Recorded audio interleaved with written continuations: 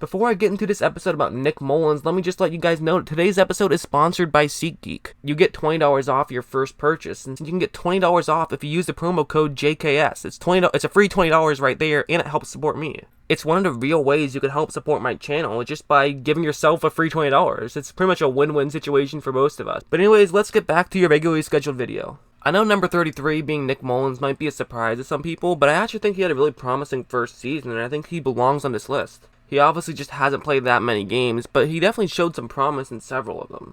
I mean, he gained .3780 points per pass or rushing attempt, which was actually 25th best in the league, so he definitely had some talent, and he clearly showed at times that he is a more than capable player.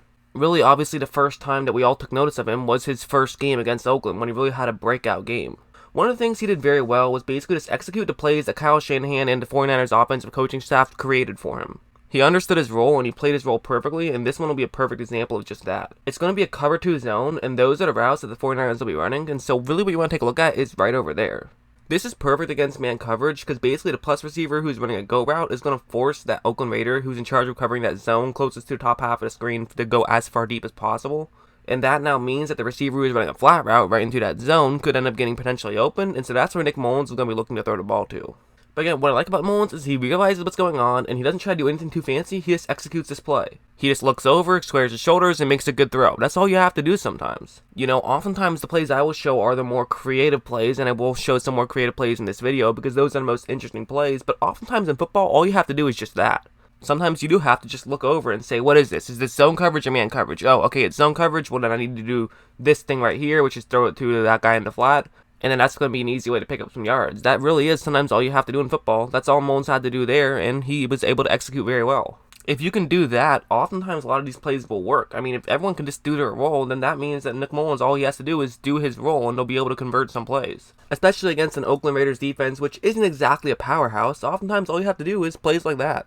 He can be very effective when things don't go wrong, but that doesn't mean that he can't be effective when things do go wrong as well. Like on this one, once again, it's a cover 2 zone, which you'll see the Oakland Raiders run a lot. And those are the two routes that the 49ers on the bottom half of the screen will be running. And again, it's kind of a similar concept, where one of the receivers is running deep, and this now means that the other receiver, who is already running in a gap in coverage, it could now be bigger because that one safety is forced to be running back. However, what's actually going to end up happening is that Oakland Raiders safety is actually going to play way too far deep and way too far off. I mean, he basically just took himself out of play at this point. It's obviously just not great positioning by him, and obviously as a safety, having positioning is important, and because of this, the guy who you see circled on your screen is now wide open. But keep in mind, this play isn't designed to hit that receiver right there, it's designed to hit the other receiver who's in that area. And actually something interesting is going to happen, where that first 49ers receiver isn't going to actually finish his route because he's going to say, hey, I'm open, just throw it to me now. That's something that I personally wouldn't recommend in this situation because there already is going to be a receiver running into the area where he's open. He really should continue to run deep. But because he is going to slow down and turn around and try to look for a throw, this is not going to allow that Oakland Raiders safety to cut in. If he just continued running deep, it would mean that one of the Oakland Raiders safeties would have to continue running deep as well and make sure they're covering him. However, despite this, Nick Mullens still does a very good job of throwing it to the guy who he's supposed to throw it to. He doesn't get fooled by all the craziness that's going on.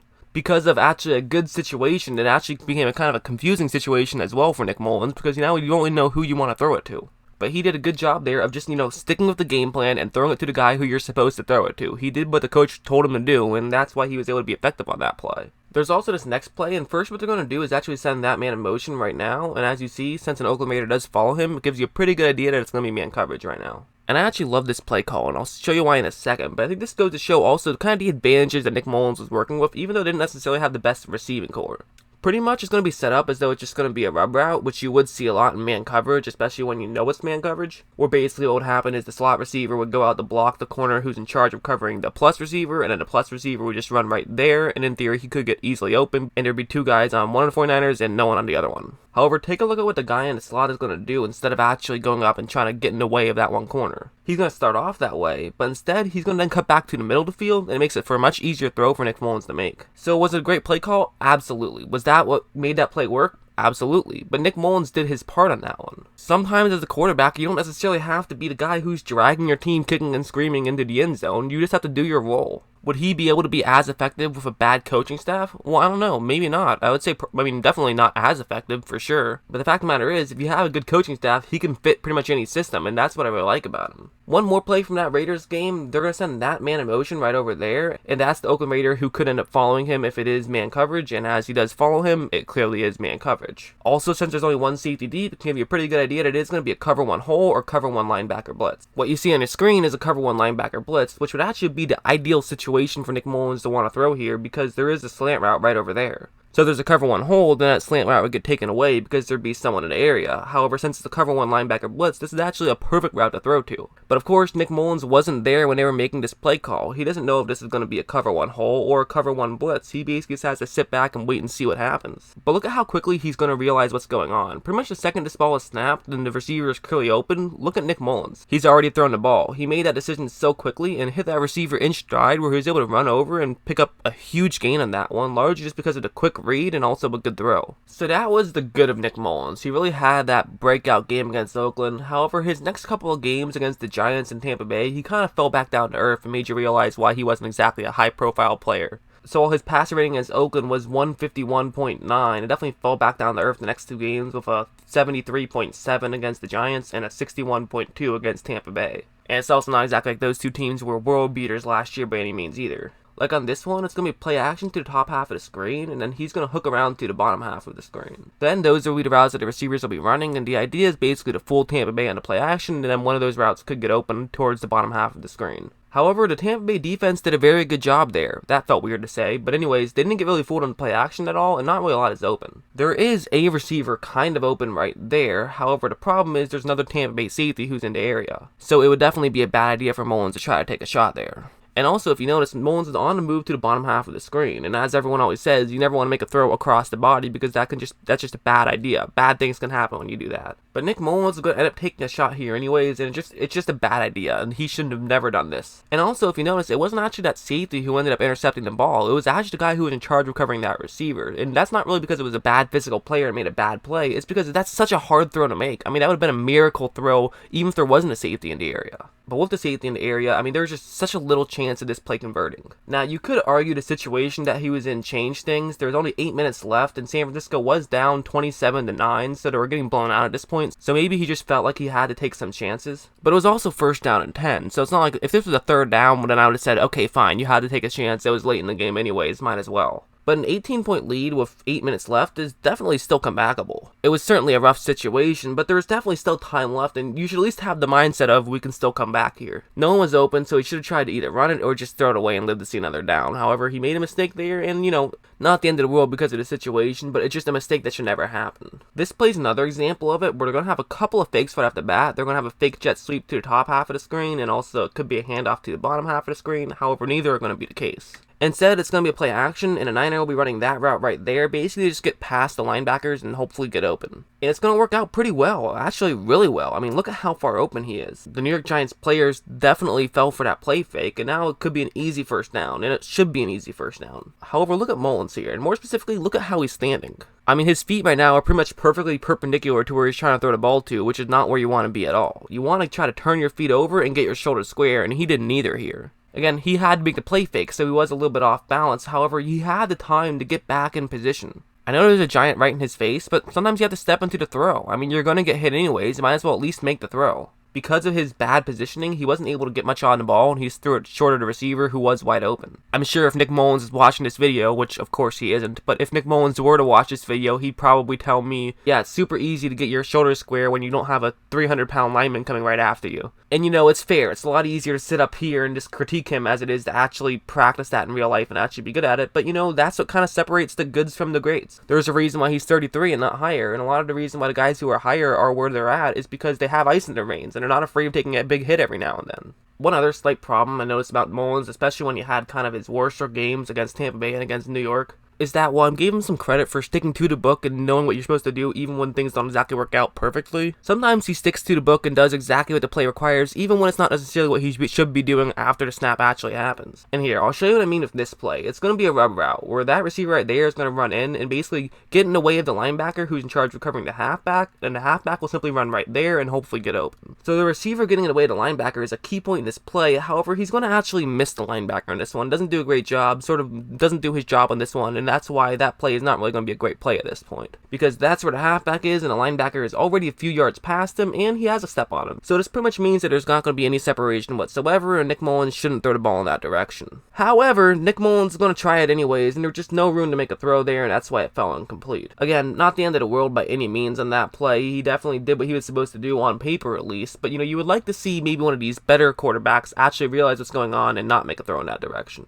Again, not a bad play, but that's what separates the good players from the great players, things like that. So anyways, after those two games, it kind of made you think, okay, well, I guess now we know what Mullens is. He had one great game against Oakland, but that was probably just a bad Oakland Raiders defense, and as a whole, he's just a mediocre player and more of just a backup than anything else. However, then something weird happened. Then he went into Seattle and passed for over 400 yards and had another great game. He also had 332 yards against Denver the week after while getting over 10.1 yards per attempt, and he had 9.5 yards per attempt against Seattle once again. And they even ended up winning 2 out of those 3 games. So what happened that made him such a good player? Well, again, it's just execution more than anything. That's so important, and that's what he's able to do, and this play will be a perfect example. It's a cover 3 zone, which makes sense because that's a lot of what Seattle likes to run. And San Francisco is going to be running play action here, so hopefully the linebackers will then move in to make sure they play to run. And then they'll have a receiver running that route right there, which could already be in a gap in coverage, but with the linebackers moved in, could create that gap to be even bigger. And after this play develops, and it will take a bit of time to develop, now the 49ers are going to have a receiver easily open downfield, but there's one problem. The problem is that's actually a pretty far throw to make. Not only is it about 20 yards down the field, but it's another 10 to 15 yards over to the bottom half of the screen. So this is a pretty far throw to make, but again, look at Mullens and look at how he actually squares his shoulders this time. When he squares his shoulders, he's very good. Not everyone can be Patrick Mahomes and can throw 70-yard bombs off balance. Most of us need to get our shoulders square. He's the one exception to the rule. I guess him and Rodgers, and maybe you can think of a couple others, but for the most part, we're all human, and we have to get our shoulders square if we're going to try to get the ball anywhere. But look at this throw Mullens makes. I mean, that's just a perfect throw. It's exactly where it has to be, and he got it there quickly. He really is a good thrower, and I actually noticed that his fundamentals got a lot better after those first couple of weeks, so I actually think that there might be something to just basically film study. He might have just watched himself a lot and realized, oh man, I gotta work on squaring my shoulders more. That's probably why you saw a jump in his numbers. He probably was watching himself and saying, oh, this is something I have to work on. That's obviously just total speculation. I have no idea what actually happened, but I think there's a good chance that that could be what happened. Another play I really liked from that Seattle game was actually, again, a great play design. And honestly, if you watch a game of Kyle Shanahan, you'll see several plays that were just great play designs, and this one is one of them. It's a cover 3 zone, and San Francisco is running play action against it, and so since they have a receiver running there, well, what are you expecting? You're going to expect the linebackers to move in, which then could allow Mullens to have a window to hit his receiver who's past the linebackers, but before the safeties. That's what you could be expecting. And so if you're Seattle, what's something you could do to counteract that? Well, you could just have a player cut in and then make sure he takes away that player who's going to be in the middle of the screen. Especially against a cover 3, the defensive back who's in charge of covering either side definitely has more freedom than you would on a cover 2, for example. And of course, since San Francisco knows that the Seahawks love to run cover 3, what are they going to do to try to make sure they can take advantage of this situation? They're going to have a tight end run right there, basically try to get past that Seattle safety who's going to be cutting in theory, if he does cut in. And as you take a look, it's going to work out perfectly. The Seattle defensive back does break in to try to cover up that receiver who's running to the middle of the screen, and this is not going to allow for 49er to be completely wide open. Just a clever play design, and also one more thing you're going to want to notice is that look at Nick Mullens. He gets his shoulders square once again. However, if I do have to have a nitpick here, this isn't necessarily the best throw, and that's honestly probably where I would say Nick Mullens' biggest weakness is maybe his deep ball accuracy. He also doesn't exactly have a cannon. He's not exactly Brett Favre out there, which is probably part of the reason why he ended up going undrafted. Because, if he lobs this one up and makes a perfect throw, this could easily be a touchdown instead of just a decent gain. However, of course, it could be mentioned that if he lobs it up there and tries to get a touchdown, there's then more of a risk of failure, because if he overthrows his guy, or if maybe a Seattle player is able to come back and get through the play, it could end up being incomplete. He wanted to make sure they got the first down there. So, it's kind of a damned if you do, damned if you don't. However, me personally, I think I would rather a guy try to take a touchdown on that play. I think there are times to play it safe and are times to try to go for it all. I think that was one of the times to try to go for it all. But again, as a whole, solid play by Nick Mullens. That's kind of one of the things I like about him is he seems to be a very coachable player, if that makes sense. And I'll explain what I mean with this play. It's a cover 3 zone, and what San Francisco's going to do is have the number 1 receiver just run deep down to the top left-hand corner of the screen. Then they'll have a fullback actually run to the flat on the top of the screen, and then what they'll do is have another receiver run right over there. So since it's a cover 3, you can probably figure out what would happen. This now means that the safety who's in the top left-hand corner of the screen has to go deep to cover that one receiver. The Bronco who's in charge of covering the flat on the top of the screen will have to move shallow in to make sure he's covering the fullback, and this could allow that receiver who's running the out route in that gap in coverage to have all the space in the world. That's the way this play is supposed to work on paper, and it's actually how it's going to work. That's one of the things I like about San Francisco. They didn't have a ton of stars last year on the offensive side of the ball. Obviously, they had a couple, but they didn't have a ton. But they have a lot of guys who can do their roles, and that's really what you have to do in the NFL. You need 11 guys who can play, and they really did for pretty much a lot of the games. At least on the offensive side of the ball. I think their defensive side of the ball could use some work, and I think they did a lot of improvements in the offseason to try to make sure that they have the stars now. But one thing that I do like about them is they do a good job of basically just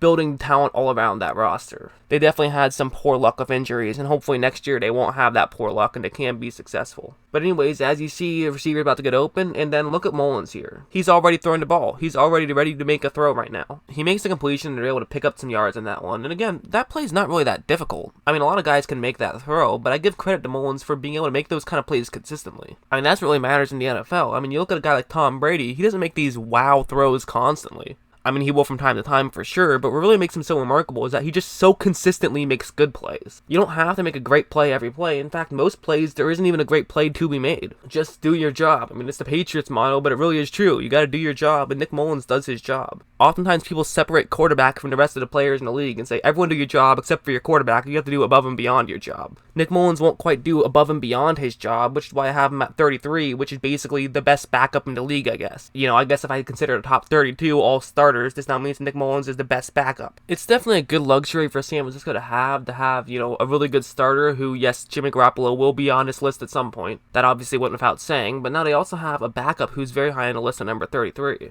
Mullens might not make those wow plays, but he'll make a lot of very good plays, and he also, I mean, the numbers speak for themselves. He's definitely put up good numbers, and he's put up good tape. So, in my opinion, he's absolutely worthy of the 33 spot. So that's where I have him, and I'd like to know where you think. Do you think I have him too high or too low? I have a feeling some of you guys are going to say I have him too high, but I really like this spot for him. I think because he doesn't have the name recognition that a lot of these other guys do, people won't really think about him that much. And he also has a small sample size, but hey, he put some good work on tape in that small sample size, and he put up good numbers. So, I mean, what more can you really ask for? But anyways, as I keep mentioning, I mean, this is just my opinion, and this is not meant to be an end-all, be-all. It's really just an excuse to make 40 videos about quarterbacks. And as always, thanks for watching. I should mention that, you know, even though these videos don't do the exact numbers that some of these other videos do, I'm having a blast making them, and I know a lot of you guys are really enjoying this series, so that's why I keep doing it, and that's why I'm really having fun doing it.